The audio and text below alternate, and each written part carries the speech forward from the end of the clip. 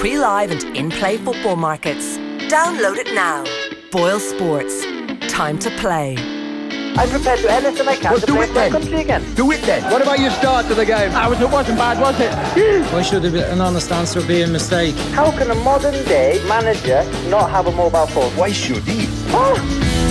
All right, you're welcome along to the football show on this Tuesday night. It's Kieran and Adrian with you between now and 10 o'clock. And a reminder again to get along to offtheball.com/events to get your good tickets for our upcoming event at Vicar Street on June the 7th. That is Thursday week. We're going to talk about some of the glory days of Irish football, Kieran, and I'm not quite sure we're right there at the minute, but we're going to get to the root of exactly what happened in Paris last night, because I'm delighted to say off the ball's Dan McDonnell of the Irish Independent. Dan, I must point that out, of course, joins us on the line now. How's it going? Hi Adrian, how are things, Kieran? Are you back from a wet Paris? Yeah, I wasn't too wet up where we were, although I don't know, you've probably been to the Stade de France before, lads. The press box is high enough up and the rain was blowing into us, so I can only imagine what it was like on well, I mean, I've seen the pictures of what it was like on ground level. It was a pretty hairy night, I think, for the photographers and TV people and so on, and I think even in the second half the players on the pitch were probably a bit affected by it too. I remember being at the back of the press box on the night of the Henry handball, and it started happening, and I was so far back that the top of the roof was actually clipping my view, so I had to try and sort of scurry down a few rows to see exactly what the hell had happened. And one of the most momentous occasions. And there were no monitors. There were no monitors at the press box that. So a lot of people were texting from home to tell you what happened, which was ridiculous. They knew more than we did, and we were sitting there. So I was at the World Cup. I missed it. That sort of thing. As it turns out. Right. So look at Ireland. We have to discuss it. So let's do it. Ireland lose 2-0 to France, and I don't know. My sense, I haven't watched it at the end, was that it sort of seemed like a good result, almost in the context of the evening. I don't know. I mean, we shouldn't be surprised when international football friendlies are a non-event, and yet, you know, we comment on it every time when a game is a bit disappointing. I don't know what the definition of a good result would be from a game that was sort of over at half time. I guess, it was a bit more respectable the second half. I guess he got some new players on the pitch, some of whom actually, did reasonably well. I think he was commented on in sort of local sort of French media as well. Some of the subs maybe made a bit more impact, but I mean, I mentioned the weather earlier on. I mean, France were 2 up. The last half hour, they were bringing on subs. Ireland were bringing on subs. It was respectable enough. I think, you are facing a world-class team. You do have little one-on-ones like, Kylian Mbappe, 180 million euro player against, Derek Williams making his debut. I think it cost 250 grand. And, you can go across the pitch with those parallels. So you can't be too harsh, really. But I guess, you still have a situation where Ireland have played 2 games this year and had 1 shot on target. And you would hope even in a game where you're experimenting, there might be some signs of real hope and encouragement. And I'm not sure if we got that either, even though, I mean, the opposition was miles better and may well have been with a full-strength Ireland team too. There's a story back in the day, Dan, of when Danny Blanchflower was managing Chelsea, and a player complained to him that training was too repetitive, and he said, I want repetitive performances. But it often seems that Irish performances are very repetitive, irrespective of who's on the pitch. And like, if you mightn't have seen the RT analysis, I don't know if you saw it online, but it was Richie Sadlier and Damien Duff, and Damien in particular was very disheartened, and he pointed out, he says, not even could they not make 4 or 5 passes in a row, they couldn't make 3 passes in a row, and he says, we're seeing this again and again and again.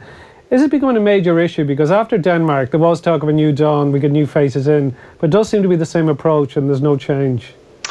Yeah, and I'm not sure if it's going to change dramatically, Kieran, when the important games come around. Because, see, the problem you have, there's 2 separate teams here. Like, I think most people recognise that the team can play more attractive football. They need to find a different way to score goals. And on the flip side of that, this team of rebuilding, so you want to give players a chance and try and find a way. On the flip side of that, you probably have the most important qualifying campaign ever coming up, because Ireland need to qualify for Euro 2020 more so than any other tournament because of the value of doing that as a co-host. So as much as you might experiment now, I still feel come the autumn, even the Nations League games, the result. But I mean, I do agree with the general point. I mean, Ireland played 3-5-2. They experimented with a new formation in March in Turkey, played 2 strikers. The game still looked the same as any other Ireland game, really. Last night, 4-1, slightly different with Declan Rice maybe in that role.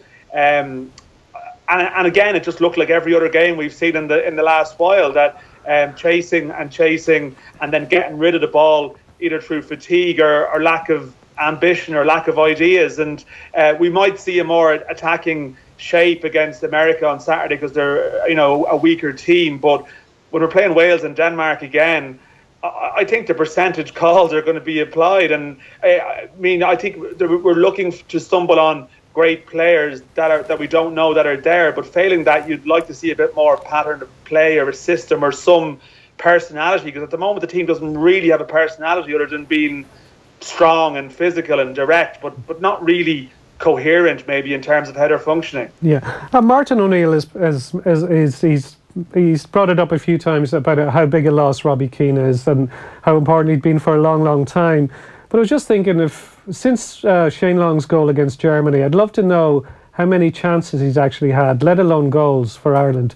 Because the way Ireland are playing, it's a really thankless job for strikers, that they've been double or triple marked and they're chasing hoofs up the field. And it doesn't matter if you had still had Robbie Keane, I think it would be very difficult. Is it? Yeah, no, I do sort of feel a bit of sympathy for the lone striker as such that we tend to play with, because you're doing a lot of your work outside the area a lot of the time. I mean, at the same time, you still would like to see more from Shane Long, I think. I think that's sort of he hasn't scored since October, I think 2016 for Ireland. But I think the general point is fair. I mean, I was looking at it today for a piece tomorrow, that even in the last year, I think like the only goal from midfield was McLean's goal in Cardiff. Otherwise, the other goals have been sort of set piece efforts and crosses, and Shane Duffy to the fore. And that, I mean, that is an issue in the campaign just gone, that it wasn't just about Shane Long that the goal scoring problems. I think you could ask about Jeff Hendrick and Robbie Brady and the players supporting from deeper. But I think the problem is, because we're not holding on to the ball for long enough, we're not necessarily getting into positions to build some play and let these players get forward.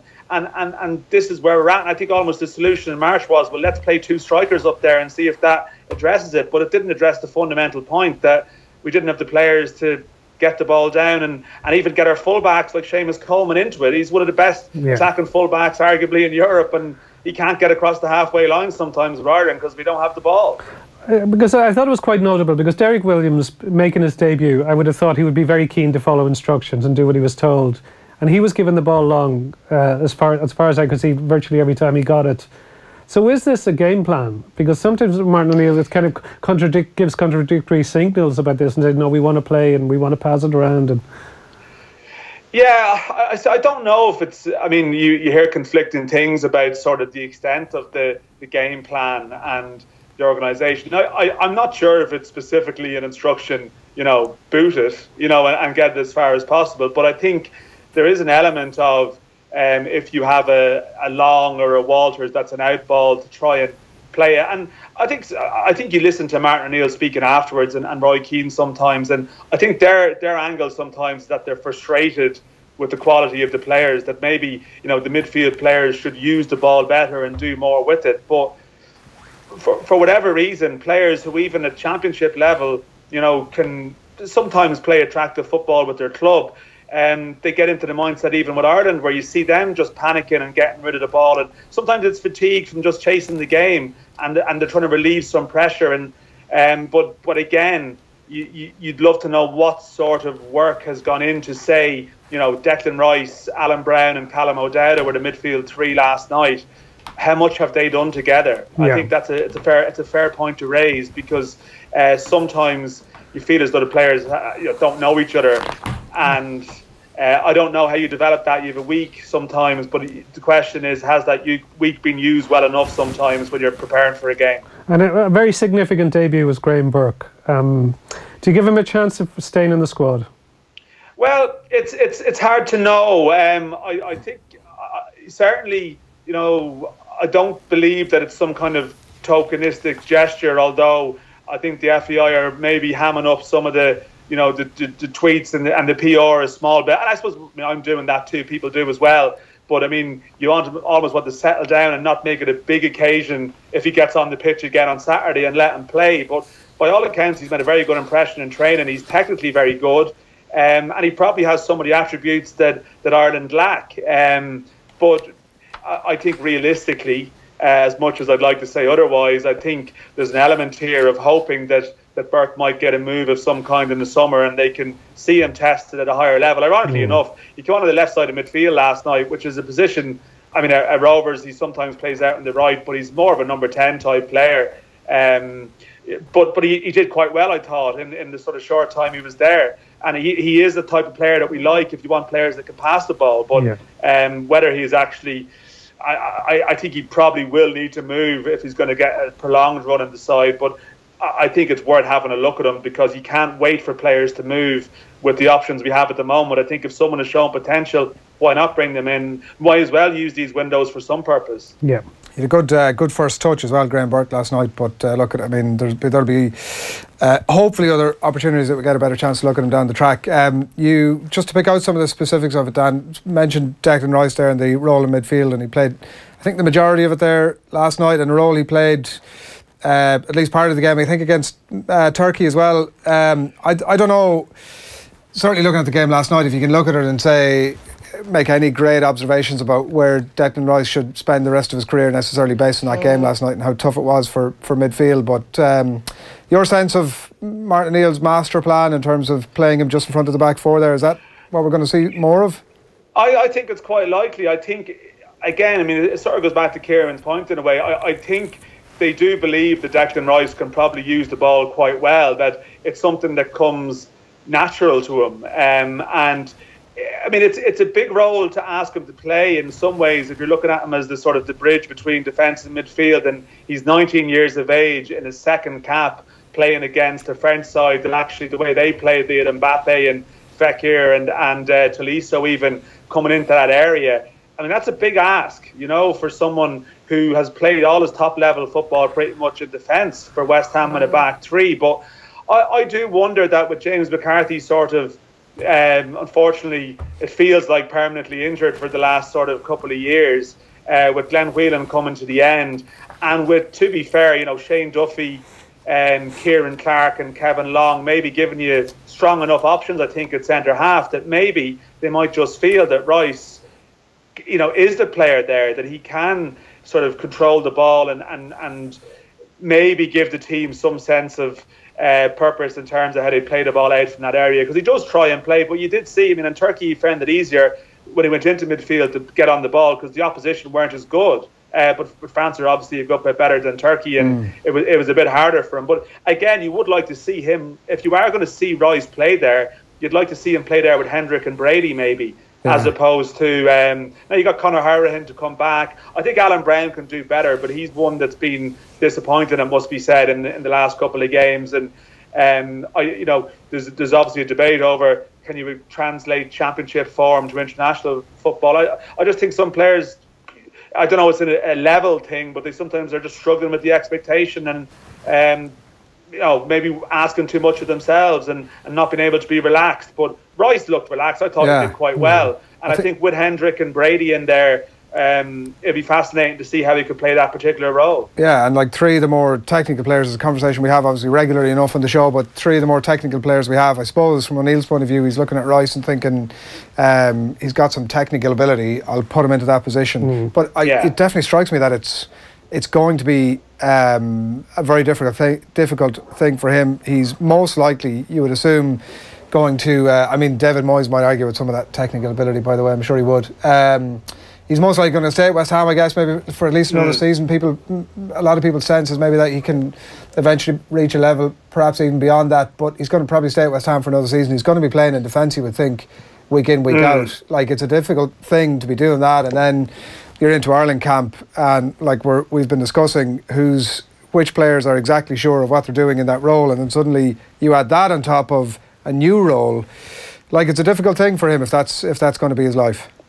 Yeah, and I mean, we I suppose we hope that he plays for West Ham in defence. Maybe, I mean, Pellegrini's going to come in and could have a completely different idea. But I think from what we've seen of Rice, he doesn't look out of place at Premier League level. And I mean, there's a lot riding on him here, and I think in some ways there's an unfair level of scrutiny on Declan Rice because he is the only Irish teenager playing in the Premier League. So we're very much invested in his development, and he could have a very natural sort of second season syndrome, dip next year, and yet it'll be analysed to death as, what's wrong with Declan Rice because there's no one else as such, coming through in his trajectory. But I mean, I do believe the way things are shaping up that he could well be like straight into the autumn as a regular and a first choice player with the Ireland team, and there'll be no hanging about in terms of trying to integrate him. And you do mention, we want to play better, and we go back to Euro 2016 all the time. And actually, we played some of our better football when it was McCarthy, Hendrick and Brady in the middle three. And I think Rice could have some similar attributes to McCarthy. McCarthy has been a bit disappointing, but he's a decent player. He's decent on the ball, and Rice could be even an improvement on that, perhaps. Who knows? But again, we're expecting a lot from him, and we're still hoping that there's like attacking players that can excite us because accomplished holding midfielders aren't going to sort of get us through the next couple of years either. I mean, he's someone who's functional within a team that needs other attributes rather than being someone that maybe can drive a team forward himself. So we need a lot of other things to go right, I think, to be really enthused about the 2 years ahead. How has it been around the camp, Dan? Because, obviously with Martin O'Neill, there was a bit of crankiness and prickliness a few months ago. Has he calmed down a little bit? Yeah, I think things have been fine. I guess we're sort of in a semi-phony war period, really, that we had that phase in January where things were looking, as you mentioned, things were tetchy and looked like you might be gone. The fact that the game's been away since then, I think you've been out of the glare and out of the spotlight to a certain degree. I think Saturday is going to be interesting because we'll see what the crowd is like. They're obviously trying to sell it as a John O'Shea tribute, and I mean, huge regard for sort of John O'Shea, and he deserves a nice send-off. But I still think there's another theme here as to it is the first home game since Denmark. There was a lot of apathy in sort of January, February over whether O'Neill was staying or not. And let's see what the crowd is on Saturday. Let's see what they're like if it's grim. And even last night in Paris, there was a few questions afterwards directed to O'Neill, stuff that'll sort of, the answers will be out there tomorrow. Just one or two questions about, the run without a win and goals and so on. And I wouldn't say he was tetchy, but you could see him maybe trying to compute the questions and seeing that, there is a certain degree of scrutiny coming back. And, okay, I think, you're not going to expect the team to get a result in France. You can't go overboard over being second best with a second string side. But I think if things don't go well on Saturday, it's going to be interesting to watch the reaction to that because there's games to sell in the autumn that are hard to sell. Yeah. And what's going to put pressure on? It's those factors more so, I think, than criticism that will put pressure on. And, a couple of years back, we sold out, what was it, Latvia, the first game for O'Neill Keane. It was like a qualifier with the build-up around it. If things are going very stale and flat, then I think then the move will be interesting. So he needs to do something on Saturday to get people enthused in some way, I think. Yeah, because, it's interesting you brought up the apathy because I'm very curious about that, to see what the crowd will be because I haven't sensed any buzz around the team for the last few months since Denmark. I think people were really flat after it because there was so much anticipation ahead of that second leg and it's just knocked people for six. And it's going to take something to get them good behind the team again. It's difficult. I mean, usually at this stage when we haven't qualified for a major tournament, we tend to have changed the manager. So that sort of keeps us going. And, even with Trapp, now we did qualify for Poland, but it went so badly that third campaign of his was just, it was a disaster really, although he rallied a bit in the middle, but there was a busted flush feel around it. And that's what we need to avoid here. I'm not saying I fully expect it to be that, but I think something needs to happen soon to really lift that mood. Because I do agree with you. Like the mood around is just apathy or, what's going on. It's the longest summer, and particularly when what's happening in the autumn isn't really proper qualifiers as such. It just seems, essentially 18 months from one big game to potentially the next one, and that's a long time. And I don't know. There's only so much that you can do. He needs a good result to erase the memories of Denmark, but what qualifies as a good result in the Nations League? And good point. So that is, I have a certain sympathy with that. You can't erase the memory a week later, but it's just hanging there in the air. And the fact we're playing Denmark twice, it's almost just bringing those memories back. So I'm not sort of hugely optimistic that the mood is going to improve, but I'm not sure what he can necessarily do to really arrest that sort of feeling either. Okay, well, something there will be a bit of excitement about is obviously the World Cup. And looking at the France team sheet beforehand, and I thought, geez, that's a strong team. And you look at their bench and the likes of Griezmann, Pogba there. Varane wasn't there because just coming back from Real Madrid. And really, a lot of people think maybe they should have won the Euros 2 years ago. Do you think they'll be contenders? Will they go deep into the World Cup?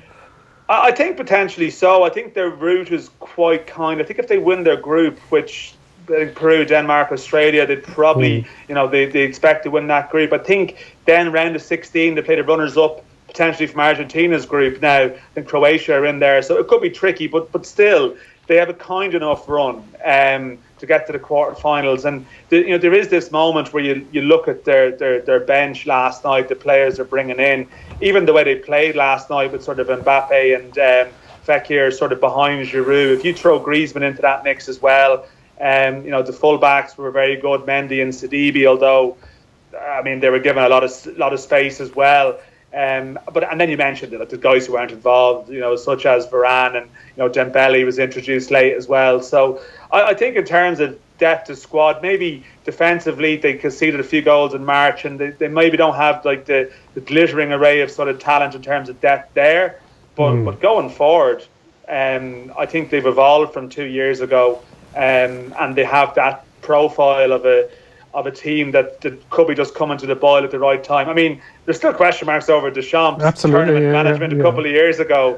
And, I think that is a huge potential negative. But he certainly has the players. Whether they have the sort of management to negotiate the latter stages is maybe another issue. Yeah, Fekir looked decent last night as well. I think he's he appeals to an Irish audience, given for the very obvious reasons. A lot of cheap gags last night. I was among them. I can imagine. I'm pretty sure you got stuck in. I won't lie to you. I felt cheap afterwards, but I got stuck in. Christmas cracker stuff, yeah. So I think Liverpool are interested in him. Did I see that somewhere? Yeah, they are. Yeah, very much so. Yeah, so you've been talking about sort of trying to excite this Irish crowd finally before we let you away.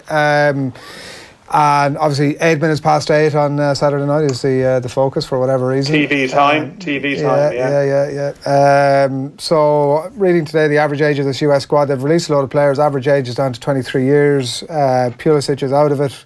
I don't know what O'Neill is going to do in terms of trying to excite the Irish crowd at the weekend. Danny, expecting changes, new caps, experimental with a new approach. What are you thinking? I'm not sure how experimental things might be. As I said, if Hendrick came back, you'd like to see him play with Rice. Beyond that, I think there is an argument that try and get some of the creative players on the pitch, even if they may not have the sort of quality of creative players that we've had before. But I'm thinking of players like Alan Judge or even Horgan or guys who've they've had a rough year club-wise, but you feel like you just need to maybe experiment a small bit. I did look at that US squad earlier, and they're not hugely experienced. I don't think there's a huge gamble involved with throwing someone in. But I guess what I'm saying is there's not a huge amount to be gained, I think, from seeing how Harry Arter and David Myler and guys that we know what they can do, how they can get on. I think some of the other lads with a bit less experience, Scott Hogan, maybe if he's back in the fold, like to see him get a try, and not just be using it for minutes for guys who haven't played for their clubs this season. I think maybe see a few more lads who haven't played that much for Ireland, but it's a slightly different balance than that, because as I mentioned, I'd say O'Neill is probably acutely aware of the run of results, and in some ways probably just feels like you need a win or some kind of boost and some kind of good vibes. But some of the guys you'd like to see play. That Sean Williams is getting married. Graham Burke has a game on Friday night, so I'm not sure if he necessarily will have the scope to bring in some of the. I don't think there's a huge array of players there that people are waiting to see, unfortunately, and that maybe that's telling in its own way. Yeah. All right, Dan. Listen, thanks a million as always. Cheers, guys. Dan McDonnell of the Irish Independent there joining us on the line to. Try not to overly reflect necessarily on the specifics of the game last night, given the crapness of it. But interesting stuff. A lot of interesting stuff from Dan there on Ireland and on France as well. So we're going to park that there for the minute. Keep your comments coming into us on the hashtag or on the text 53106. Keep them all coming into us. And we're going to talk Raheem Sterling and hopefully a little bit of Liverpool as well in the company of the Daily Telegraph's Luke Edwards after these. Football on Off the Ball. In association with the faster than ever Boyle Sports app. Multiples made easy and personalised content on every sport. Download it now. Boyle Sports. Time to play. Tom Dunn. Micro Disney's 1985 album, The Clock Comes Down the Stairs, is routinely voted the best Irish album ever. Now they've performed the album in its entirety at the National Concert Hall on June the 2nd.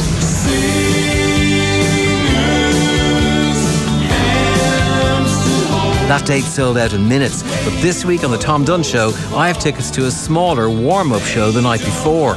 It's tiny, it's exclusive, and it's a unique chance to see Carl Coughlin and Sean O'Hagan back together on a stage. See what all the fuss is about. Join me all this week to win tickets. Tom Dunn. Sunday to Thursday, 10 to midnight. On News Talk. Some things never change, but we have. Topaz is changing to Circle K. Don't worry, we still have the best coffee, our creative food range, and our famous Miles fuels, which my customers always come back for. I'm Michael from Circle K, Kilmahill. Circle K, new name, same people. Delicious meat, fish and poultry mix and match was 3 for €14, now 3 for €12. Lower prices never tasted so good. M&S for less. So you've decided it's an SUV for 182. But which one is the one for you? How about the German SUV with sleek design, uncompromised performance and intelligent safety that makes it the perfect fit for your family? The Opel Grandland X. And when you make the smart choice and choose the Grandland X, we give you even more choice, like 0% PCP or HP finance. Auf Wiedersehen interest. Or €2,500 scrappage. Wunderbar. Or 5 years free servicing. Keine Problem. The impressive Opel Grandland X and an equally impressive 182 offer? Well, that's just the German in us. Visit your local Opel dealership for more. Opel. The future is everyone's. Terms and conditions apply. Years of service, one game of appreciation. The Republic of Ireland play the USA in a 3 international friendly on Saturday, June 2nd. As we prepare for the upcoming Nations League, it's the end of another chapter for Ireland's long-serving hero, John O'Shea. The Republic of Ireland versus the USA, Aviva Stadium, Saturday, June 2nd at 8:08 p.m. Get your tickets now from just €20 at ticketmaster.ie. Booking fee applies. Did you know that if you supply new or used cars or light commercial vehicles to drivers in the Republic of Ireland, you have a legal obligation under end-of-life vehicle regulations? That's where Elves can help by providing you with the most cost-effective option to ensure you're compliant. Visit elves.ie for your 2018 motor dealer application form. Elves, driving car recycling forward. Off the Ball. This is News Talk. You're welcome back to Off the Ball on this Tuesday night. Is Colin Doyle the answer in terms of Darren Randolph's understudy? Asked this texter to 53106. Mistake last night. I mean, it's the thing du jour, isn't it, for goalkeepers, Kieran, the last week or thereabouts. Did make a bit of a fluff. I don't know. Yeah, it's hard to know actually who the understudy is. I don't think anybody really assumes that it's Colin Doyle, although he gets his chance last night. Maybe that proves what Martin O'Neill is thinking. Yeah, well, there's obviously Rob Elliott there. Kieran Westwood, you're never really sure. He's been around the squad a while, in and out, but he never really seems to play, and people sometimes wonder about him. But I wouldn't think he'd be the understudy Colin Doyle now. I would think to be others ahead of him. I would think so. John O'Shea deserves his send-off. 117 odd caps. Mr. Versatile. We could do more of his ilk, says this texter as well, to 53106. And also somebody who says they went to the Nets versus the Knicks in the Barclays Centre last October. It was pre-season. Tickets were cheap. Back row. took my mother-in-law, right, which in itself seems, I mean, you know, unique, who's in her 50s and no interest, but she loved it. Floyd Mayweather was courtside that night, says Matt in Crumlin. Interesting. Fair play to him. Yeah. Taking the mother-in-law to, you know, to an event. Yeah, well, a particular event like that, yeah. Maybe he brought the mother-in-law in and then sort of went off to do other things on his own. Maybe that was the attraction. Is this the 1970s and we're supposed not to like mother-in-laws? Like, tell a few mother-in-law jokes to Frank Carson or something. Right, 53106 for any good mother-in-law jokes. We'll take them all. Keep them coming in. We're with you until 10 p.m. this evening. We want to talk about the fuss that's been happening across the water in relation to Raheem Sterling today. The Sun, as you may have seen, have been printing run front page stories with pictures. I think primarily is the essence of this one of Raheem Sterling's latest tattoo, which is a gun on his leg, and claiming that he ought to be dumped out of that England squad ahead of the World Cup. So Luke Edwards of the Daily Telegraph joins us on the line, a regular OTB contributor, of course. Good evening to you, Luke. Good evening. We're trying to make sense of all of this sort of stuff. What's going on? You're not the only ones. Very strange. I can't quite get my head around this particular story, and it's quite interesting because I've written a blog today, and there's been quite a lot of interest from other media organisations as well, because I mean, it's a tattoo. I mean, if you've ever inspected people's tattoos, there are some pretty awful imagery on some of them. You know, severed heads, vampires, archangels, devils, skulls, crossbones, pirates, all sorts. You know, the guy's got a tattoo of a gun. He's explained it. He shoots with his right foot. It's on his right leg. I actually, you know, I thought that was quite clever. I quite like that. I wouldn't get a tattoo of a gun myself anywhere on me, but you know, it's down to personal choice. The guy's released a statement to start calling for people to be kicked out of a World Cup squad because of a tattoo. I know we do some pretty crazy things in England in and around major tournaments before we inevitably fail at them. But, you know, this for me is, I don't know why we do it. We seem to be the only country in the world that has to have something unfootball related going into a major tournament where we have to give the players a bit of a kicking. I know, fair enough, give them a kicking when they come back if they lose to Iceland again. But, you know, the lad's got a tattoo on his leg. He's explained what it means. Just get over it and move on. The faux moral outrage over here sometimes it's just ludicrous. I think one of the things is that it isn't an isolated incident, right, in terms of the coverage of this thing. Like, we've a list here as long as your arm in terms of the pieces that have been put up, so I'm not going to go through them all. A bit of a flavour. The Sun, tired Raheem at 3 a.m. Lions party. The Sun again, from troubled youth to 100 grand a week. The life of footy idiot Raheem Sterling. The Mirror, don't be so greedy during LFC contract negotiations. Maybe that's sort of just something that happens all the time. Obscene Raheem, says the Sun here, after he bought his mother a sink. I mean, it had diamonds in it, whatever, who cares? The Daily Mail, City star Sterling earns 200 grand a week but takes £80 flight back from holiday. So there was this thing of, on the one hand, they were saying he had taken his private jet over here, and isn't that outrageous? And then on the other hand, here he's using CityJet, and that's also outrageous. So there's this long list, almost looks like an agenda against this guy. It does begin to feel a bit like that, doesn't it? I mean, I've forgotten some of those stories. There's also the laughing gas one, wasn't there? That, you know, of all the ones that perhaps deserved for disgraced Premier League footballer, perhaps taking laughing gas was the one. But all of the others, I don't know whether someone around him is leaking these little bits of information, which is then feeding it. I don't know, but it is beginning to look like a sort of anti-Raheem Sterling agenda. And look, he's one of our better players. If England are going to do well in Russia, Raheem Sterling is going to have to play well. He's had a wonderful season for Manchester City. And actually what you don't read about him, and this is what's quite interesting, I've been sort of looking into it today, is the amount of positive stuff he does, the positive stories he does. The fact he made a big large donation to the Grenfell after the Grenfell disaster. I didn't read that anywhere. I didn't see that on any front pages, that he donated a load of money to that.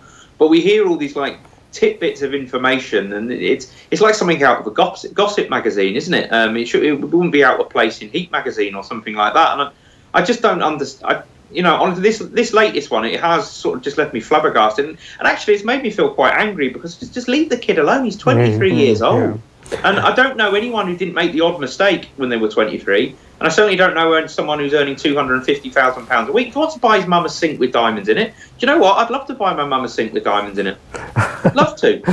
Yeah, because you mentioned you mentioned the good work he does, Luke. Because I know Steve Gallen, who was a coach of his at QPR, and helped him greatly when he was coming through the ranks. And Steve would have played Ireland under 21, even though his brother Kevin played England under 21. It was they'd mixed allegiance, that family. But when he made his England debut, he looked after Steve, and he brought him and his family to the game, and he thanked him for everything. And by all accounts, he's a decent kid. And the fact is that he's been vilified for, like, he's vilified if he spends a lot of money. Then if he's vilified if he goes to Primark and doesn't spend a lot of money, and he can't win. And I honestly can't remember. Like, I know there's been different stories over the years in the tabloids across the water, having a go at various players, but I can't remember anyone being targeted to this extent. It does look like he's been targeted. Like, can you remember anyone being singled out as much? An England player. I mean, there was a lot around Paul Gascoigne, wasn't there? Yeah. When he was very famous, of that sort of people following him all around, all sorts of stories. There have been players in the past who have got it, but it just seemed to have died. It's just the fact he's just him now. They don't seem to go after anyone else. It just seems to be Raheem Sterling. And as you say, he's criticised for being too flash of his cash, and he's criticised for being, more human, more normal, more regular guy with it. Going on a budget airline flight. Well, what I don't see. I mean, I think he is. I think partly what it boils down to is there was that kind of acrimonious departure from Liverpool, wasn't there? Where, in the best will in the world, he came across pretty greedy. I mean, he was offered a lot of money. Liverpool had given him their chance. He sort of engineered that move to Manchester City. It was a bit of a bitter move, but I don't see why that's still lingering. That's sort of 2-3 years. There's nothing unique about that. Like, that happens all the time. Unique about it. Absolutely, and sure, the same thing happens when he went from QPR to Liverpool. He went to a bigger club for more money. So what's the difference? Like, some people bring up, say this is ultimately about race, but a lot of black kids and a lot of black working class kids have played for England and not got this kind of treatment. So I don't know if that is the case. Do you think that's part of it? I certainly hope not. I think it would be probably dangerous for me to say that would definitely be the case. I think people need to be slightly aware of that angle, certainly, because you are leaving yourself to open if you're just going after, a player like Raheem Sterling because of the colour of skin. I mean, I honestly, I genuinely hope that is not the case. And I think if that is the case, then the people involved should be thoroughly ashamed of themselves. But it's not one newspaper that's done it. And to be honest, I just think he's an easy target. As I say, there's a lot of information comes out around him, or there seems to be photographs of him doing stuff. I wonder whether there is someone around him leaking little tidbits of information which might explain some of those stories. But to go back to what he's in trouble for now, the guy's got a tattoo on his leg. He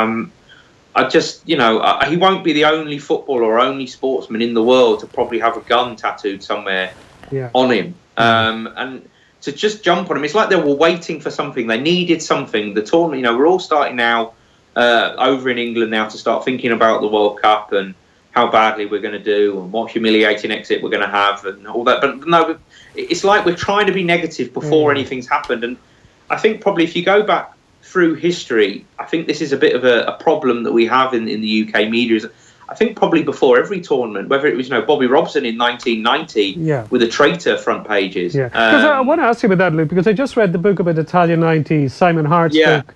And it's very interesting because it's a while ago now, so I'd forgotten some of the details, but you kind of forget how vilified Bobby Robson was at the time and the treatment the players got. And eventually they came really close to making the final, played like one of the best teams at that tournament. Why is that trait there with England? You kind of, they seem to want, during qualifying you're building them up and you want to go and they say, we want going to win. But then the closest, as you get near to the tournament, they seem to go really hard on the tournament, put pressure on it. And I have read players' autobiographies, and they've said about how they felt relieved when they walked away from England, when they eventually retired, that it was such a burden. I think, in my lifetime, the first World Cup I can remember is '86, and it was, you're hopeless, bring them home, they're a national disgrace after the first game. Then they do well, and then really we had 1990 relaunched it all, and then we had years of hype, really, of building them up, as you say, building them up in qualification, all that golden generation stuff in 2002, 2006, do really well 2010. I think we're kind of at the other end of the cycle now, where there's a lot of apathy, there's a lot of cynicism towards the national team over here now, and I think the general public are fed up with being let down. And it's like we're just going to give them a kick in anyway before they go this time. But yeah, there's away from that football. There's always. I mean, I said this earlier today. It's almost you have that crossover from when sport goes from being on the back pages, and then suddenly when a tournament comes along, it's like the front pages are interested as well. And it's like the news agenda changes. But that doesn't happen in Ireland. It doesn't happen in France. It doesn't happen in Germany. Luke, on that point, that point, because I do wonder. One of the things I wondered about how reflective of the general. I appreciate, by the way, the broadness and how impossible this question is to answer, but ask it anyway. I'm going to bash away with it anyway. I did wonder how reflective of the general English public the Sun are being. Like, is this something that they print and 50% of the English public pick it up and go, this is outrageous, look at this kid, what's he doing, this guy should never play for England, and 50% of people pick it up and think, well, this is just reasonable, let's look at the explanation over here. So I do wonder, actually, because we often get accused of being sort of the left-leaning liberal media, and we live in a bit of a bubble, so I do wonder if you have any perception of how this plays out with the general English public. Yeah, I mean, it is a very broad question. I will have a stab at answering it. It must tap into something. I mean, the fact there are so many Raheem Sterling tidbit gossip stories appearing in newspapers and on websites all over the place. In an era when they can track every single web hit and know exactly how popular a story is, I suspect it's probably a mixture of both. I mean, I bet everybody's read that Sun story, even though the people who, like me and yourselves, were kind of thinking, what on earth? Well, leave the kid alone. But we've probably still read it. And then there will probably be an element of society who want to give him a kicking, who decided that he's greedy, who buy into that sort of pantomime, two-dimensional story that he's a bad guy and he's an arrogant kid and he flaunts his money and he's not a good person. And they probably buy into that and they probably think, oh yeah, there's that horrible piece of work, Raheem Sterling again. And it's very difficult for people to shake that tag. I know exactly how he can discard himself of it, and that's have an absolutely fantastic World Cup, and inspire the team to would probably take a quarter final now. But if he does well at the World Cup and England do well at the World Cup, then the narrative around him will change. But it's almost like he's this kind of easy target scapegoat for a general cynicism and mistrust and distrust and almost a dislike of the England national team, because I think the country as a whole, and you guys will remember, I mean, you might have seen me after the Iceland game in France 2 years ago. I mean, how crushing that was, I think, for the national football self-esteem. And I just think people have given up on them. And it almost seems like that is sort of channeled around this time when Raheem Sterling's away with England into, well, let's have a go at Raheem Sterling because he's the most unpopular of the lot. And as I say, if he has a good tournament, I really hope he does now. I really hope he does have a fantastic tournament. I think that's the one thing, isn't it? We're all galvanised behind him now. From our point of view, it's like we would love if he went out and stuffed every team he comes upon. That's the but I'm just reading from the England camp this week, Luke. Gareth Southgate seems to be making a big effort to have a really positive vibe around the place, and including the way they deal with the media. Will this possibly jeopardise the kind of spirit he's trying to create? I think the FA they've actually got. I mean, again, they won't hear this, so I can probably praise them. But well, they might hear it actually. Now I'm praising them, they might Google search it. But no, they've actually got a really good media team around the England team now. People who are trying to change that mistrust, who are trying to break down those barriers and not creating a them and us situation, them being the team, us being the media going into a tournament. This will make that harder, of course it will, because I think Raheem will have a lot of sympathy within the dressing room. I think Gareth is trying to be more positive, and I just hope they haven't damaged that. I think the footballers and I think the people around the FA will make it clear that it wasn't the football writers who did this story. It was at the front of the book. It wasn't the people they're going to be sitting down speaking to. But I don't think it helps. Of course it doesn't. I mean, there's been a lot of players coming out, as you say, autobiographies of players saying they couldn't wait to their England careers to be over, dreaded going away, dreaded going into tournaments because of the pressure. Well, I don't think that pressure and expectation is quite as big anymore. But if you have these sorts of stories emerging, I don't think it does any good. The other thing that Gareth Southgate, and I think if I was an agent or anyone on the coaching staff of England, then I'd say exactly the same to the Irish players as well. Don't go on social media when you're away on international duty. Just stay off it. Deactivate your account. Use your mobile phone for staying in touch with family and friends, but leave all that behind, because any sort of bad result or bad performance in your first game, your second game, or if you get knocked out, it has the power to, it doesn't matter how much you try and brush it off, it does have the power to really, if you're getting hundreds and hundreds and thousands of abusive messages on social media, I don't know why you'd put yourself through that. Like you see, absolutely, like you see Lawrence Carrias, the messages he was getting straight after the game. Like I was just thinking, I hope he doesn't put it on his phone, because you don't want to read that stuff. No, I would just stay off it. I mean, that's easy for me to say, but I mean, the problem is, as you all know, for the players covering in tournaments, boredom is actually sort of half the battle, really, because they spend a lot of time with 23 or 22 other men and the coaching staff. They don't see their wives and girlfriends.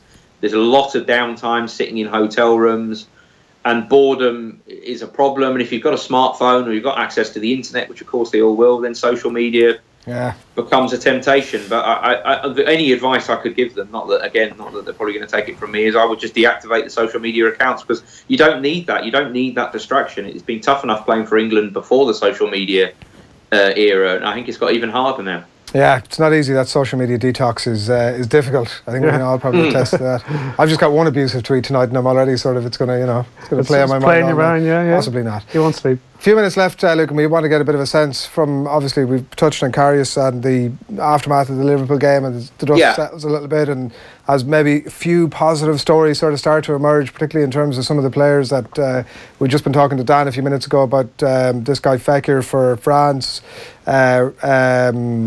Fabinho assigned today as well, and like reading a little bit about the immediate aftermath of the game, and Jurgen Klopp is sort of probably has a short period of severe mourning, but like even later on that night he's sort of singing and seems to have dealt with it pretty well in a almost Carlo Ancelotti style way, which is maybe more which is very impressive. And I guess all those little bits of positivity that started to come out, and as Liverpool started to look back in the season, I mean, outside of the very immediate thing about whether Karius is their goalkeeper or not going forward, there's enough little positivity pieces bubbling through there to give Liverpool fans, I guess, some encouragement for next season.